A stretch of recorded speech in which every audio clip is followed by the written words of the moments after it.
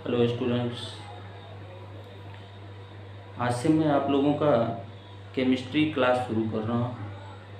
Chemistry के classes मैं अपने यूट्यूब चैनल के थ्रू आप लोगों को दूंगा। जैसे कि दूसरे यूट्यूबर्स हैं या दूसरे टीचर्स हैं जो पूरी तरह से प्रोफेशनल हैं, वो आपको कहते हैं कि वो आईआईटी का क्लास दे रहे हैं, 11th का क्लास दे रहे हैं, 12th का क्लास दे रहे हैं, 10th स्टैंडर्ड का क्लास दे रहे हैं। मैं ऐसा कुछ कहूँगा नहीं, क्योंकि मैं सिर्फ और सिर्फ केमिस्ट्री पढ़ाऊँगा और एकदम बेस से लेके जहाँ तक मैं जानता हूँ टिल ग्रेजुएशन लेवल, वहाँ तक केमिस्ट्री पढ़ाने का आपको प्रयास करूँगा। आप अगर जो है चैनल पे नए हैं या चैनल को इसके पहले सब्सक्राइब नहीं किया है, मेरे यूट्यूब चैनल को, स्टडी पॉइंट को, तो सब्सक्राइब करें और आपको जो क्लासेज मिलेंगे वो निश्चित तौर पे बेनिफिशियल होंगे। और ये स्पेशली तैयारी के लिए स्पेशल सब्जेक्ट्स नहीं देने होते हैं, जो हमारे बेसिक के स्टैंडर्ड से लेके और आप क्लासेज में पढ़ते हुए आगे तक जाते हैं, बेस से सीखते हुए चलते हैं, वही सारे टॉपिक्स से क्वेश्चंस निकल के आते हैं। तो आज से मैं आप लोगों को केमिस्ट्री का क्लास देने जा रहा हूँ, यानी हम लोग केमिस्ट्री पढ़ने जा रहे हैं। तो केमिस्ट्री पढ़ने जा रहे हैं तो सबसे पहले केमिस्ट्री क्या है, केमिस्ट्री को इंट्रोड्यूस करते हैं। तो जनरली अगर हम केमिस्ट्री को इंट्रोड्यूस करें तो रसायन यानी कि केमिस्ट्री, रसायन विज्ञान जो है वह विज्ञान की एक शाखा है जिसमें हम पदार्थ के गुणों, मैटर के कैरेक्टर्स, उनके संगठन यानी कि वो कैसे बना हुआ है तथा उसमें क्या क्या परिवर्तन हो सकते हैं, इन सब की जानकारी हम पाते हैं, यानी इन सब का अध्ययन करते हैं। तो कह सकते हैं कि विज्ञान की वह शाखा जिसके अंतर्गत पदार्थ के गुणों, संगठन, संरचना तथा उनमें होने वाले परिवर्तनों का अध्ययन किया जाता है। केमिस्ट्री शब्द जो है जनरली ये मिस्र देश यानी इजिप्ट के जिसको प्राचीन मिस्र कहा जाता था, मिस्र, उसी को इजिप्ट कहा जाता है। इसके एक वर्ड कीमिया से हुई, कीमिया वर्ड से हुई। और कीमिया वर्ड का जो मीनिंग है, मिस्र भाषा के कीमिया शब्द का जो अर्थ है वो होता है ब्लैक सॉइल, यानी काली मिट्टी,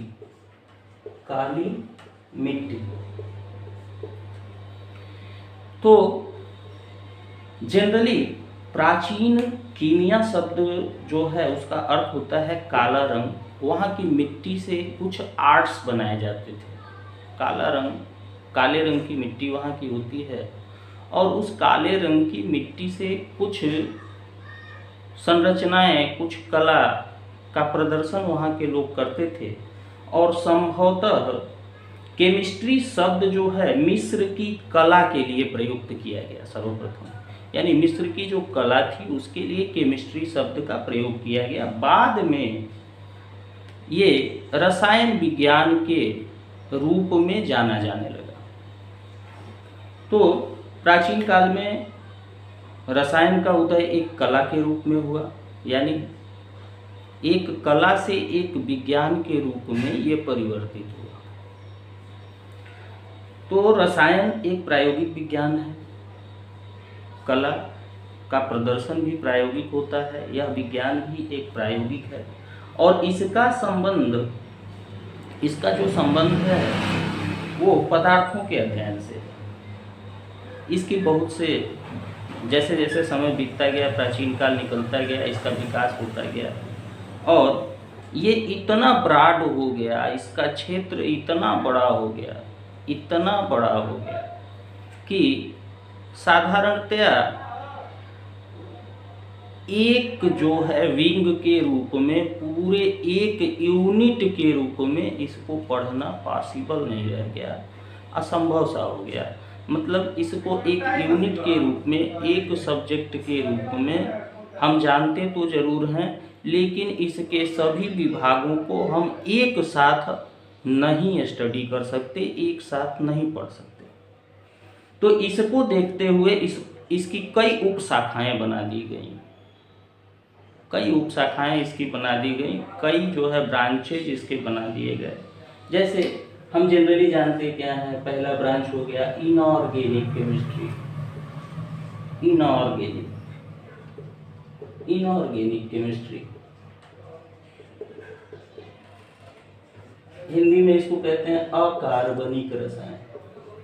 अकार्बनिक रसायन।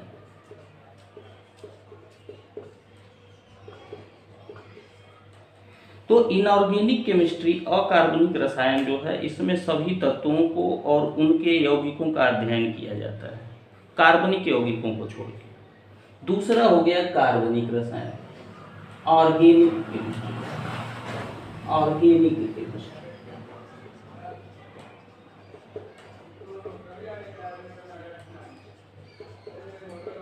कार्बनिक रसायन।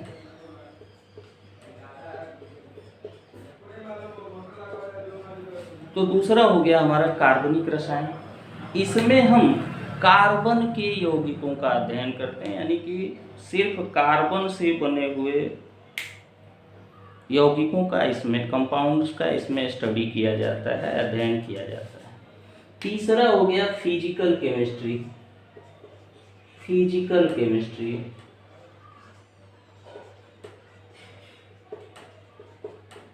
फिजिकल केमिस्ट्री यानी भौतिक रसायन। तीसरा हो गया भौतिक रसायन। इसमें हम रासायनिक अभिक्रियाओं के बारे में जानते हैं, उनके नियमों के बारे में जानते हैं, उनके सिद्धांतों के बारे में जानते हैं। यानी एक तरह से ये केमिस्ट्री का एक ऐसा विंग है जिसमें हम केमिकल रिएक्शन से रिलेटेड सारे नियम, सारे कानूनों को सीखते हैं। अगला हो गया एनालिटिक केमिस्ट्री। एनालिटिक केमिस्ट्री,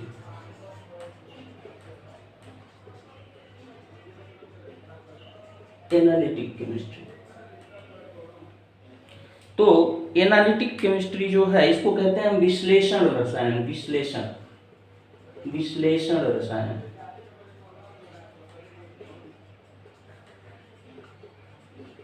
ये विश्लेषण रसायन।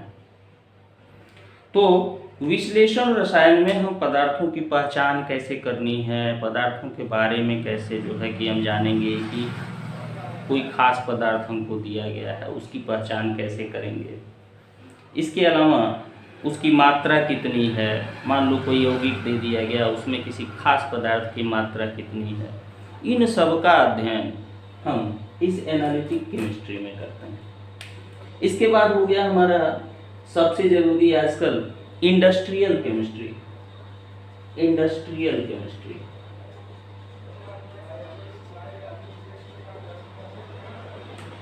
औद्योगिक रसायन। औद्योगिक रसायन,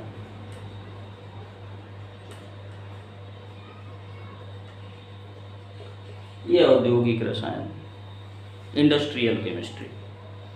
तो जनरली इंडस्ट्रियल केमिस्ट्री जो है, उसमें हम किसी पदार्थ को बहुत अधिक मात्रा में कैसे बनाएंगे, क्या अभिक्रियाएं उसमें होंगी, तो बहुत अधिक मात्रा में बनाने के लिए क्या नियम हमको अपनाने होंगे, क्या क्या विधियां उसके लिए हमको अपनानी होंगी, इस सब का अध्ययन हम इंडस्ट्रियल केमिस्ट्री में करते हैं।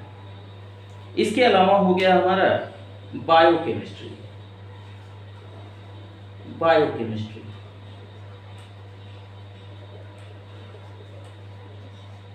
इसको कहते हैं जैव रसायन।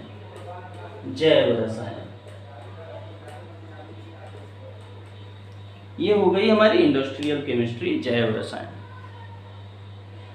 जैव रसायन में क्या होता है, इसके अंतर्गत हम जीवधारियों में होने वाली रासायनिक अभिक्रियाओं को, यानी जो लिविंग ऑर्गेनिज्म है उनकी सारी एक्टिविटीज़ कुछ ना कुछ केमिकल रिएक्शंस के वजह से ही होती हैं। हमारी भी जो फीलिंग्स हैं, जैसे ह्यूमन बींग्स की जो फीलिंग्स हैं, खुशी है, गम है, हमारा चलना है, हमारा भोजन करना है, हमको भूख लगनी है, हमको प्यास लगनी है, ये सारी एक्टिविटीज़, हमारी जितनी भी एक्टिविटीज़ हैं, ये सभी किसी न किसी बायोकेमिकल रिएक्शंस की वजह से ही होती हैं।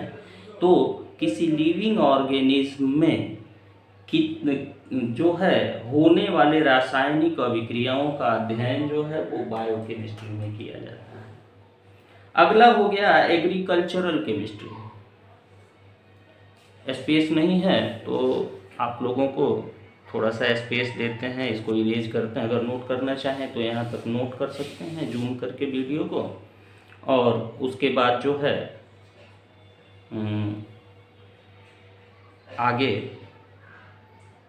फिर से हम आते हैं थोड़ी देर में, तब तक जो है इरेज करके आगे चलेंगे।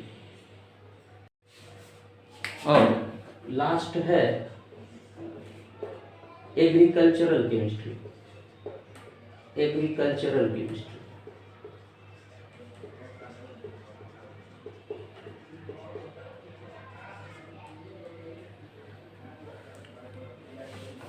तो एग्रीकल्चरल केमिस्ट्री यानी कृषि रसायन।